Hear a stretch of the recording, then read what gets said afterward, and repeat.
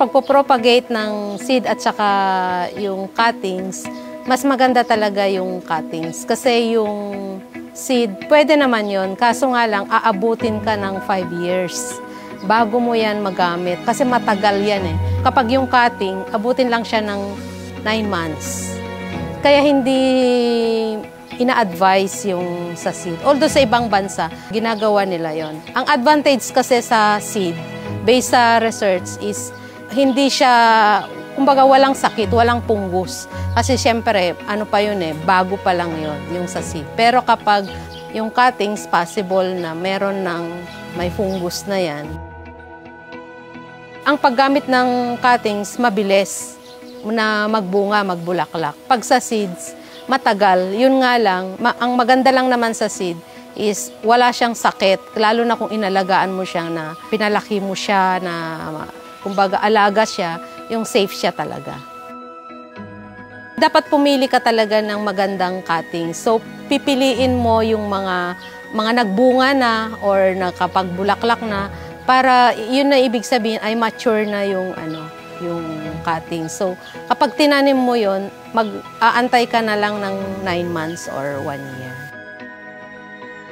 Ang titingnan mo dyan, dapat na siya, yung medyo matigas na yung yung cuttings. Kasi malalaman mo lang naman yan kapag yung medyo malambot pa siya. Yun mura pa lang yung kumbaga hindi pa siya mature yung yung cuttings. Yung kulay, pareho lang din kasing green yan eh. Pero kapag yung hindi pa kasi mature yan, yan yung parang kita mo na parang nagre-red pa siya yung dulo niya. Ganon. Pero pag green na yan, tapos matigas yung tangkay niya. Ang iiwasan natin yung merong namumuti. Pag may namumuti na yan, or minsan nagyayelo, yan yung mga sign ng fungus na yon. Kailangan malinis kapag bumili ka ng cuttings. Pagdating sa dragon fruit naman, hindi naman siya mapili ng lupa. Kailangan lang kinukultivate yung yung lupa. Hindi siya yung matigas, ganon. Kasi ang dragon fruit naman, hindi naman siya yung maselan pagdating sa lupa.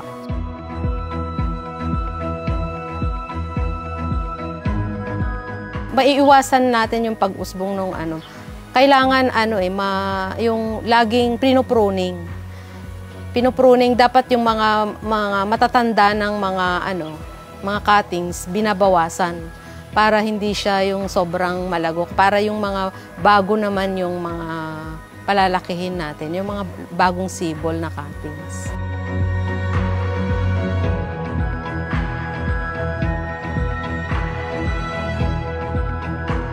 Ang ginagawa namin dyan, ang dragon fruit kasi kapag mag-usbong na yan, ang dami niyan, ang dami talaga.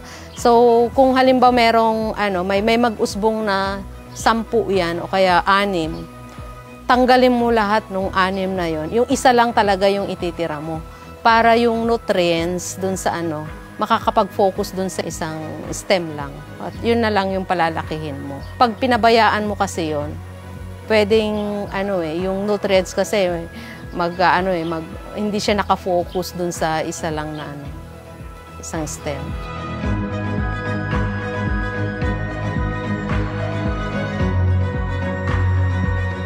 Lalo na pag yung tag-ulan, ayan, dyan lumalabas yung mga insect, mga langgam. Maraming pwedeng makasira dun sa mga dragon fruit namin. So, yun yung mga binabantayan namin yan. Kaya kapag yung marami ng mga insect na lumalabas na para makasira, ayun, nag-i-spray kami ng para sa insect naman para maprotektahan yung mga cuttings ng dragon fruit na lumalago. Sa mga gustong pumunta sa SGP Farm, punta lang po kayo. Kami po ay nasa Purok 5, Palo Alto, Calamba, Laguna.